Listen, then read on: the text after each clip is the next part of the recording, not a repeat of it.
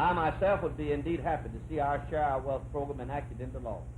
That would mean that I could get out of politics and out of public life. And that is a consummation of my public career which I have desired for some time. But as long as it remains a fight that the people of this country be given a reasonable share of the profits and prosperity of this country, I will undertake to remain in these public affairs and to go as far forward as I can to promote those kinds of programs. We'll not become excited by the newspaper headlines nor by anything that the radio commentators may say on the line that the President has now swallowed our Share Our Wealth program.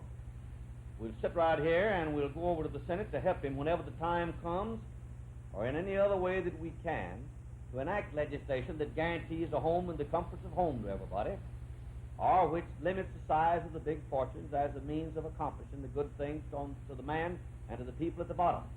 Well, we've had the promises from the President many, many times, and now we're wanting a fulfillment. No empty words, no empty messages mean anything to us, and no kind of law except one that gives employment and homes and comfort and education to our people will satisfy us in the least.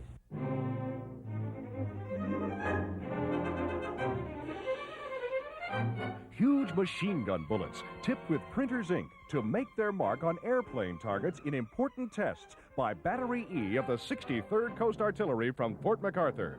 Tests of the Army's giant machine gun, a jumbo gun of 50 calibers, destined to be a plaything of the next war.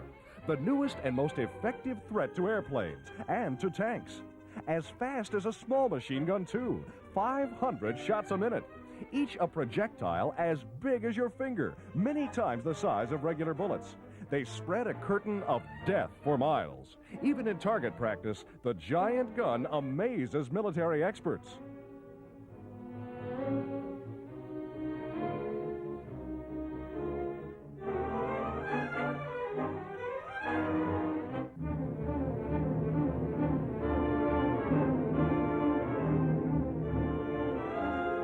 Greece is aflame with revolt and civil war, carefully organized revolt that flared in scores of places on land and sea.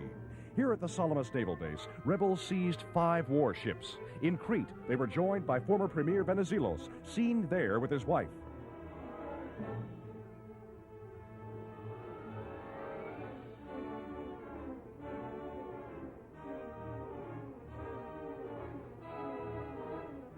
The armored cruiser Averof, pride of the Greek Navy, is now flagship for the insurrectionists.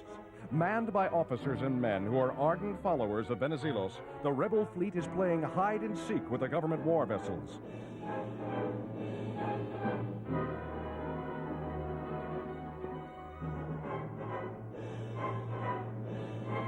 But the government Air Force is hot after them, repeatedly bombing the ships and raking their decks with machine gun fire.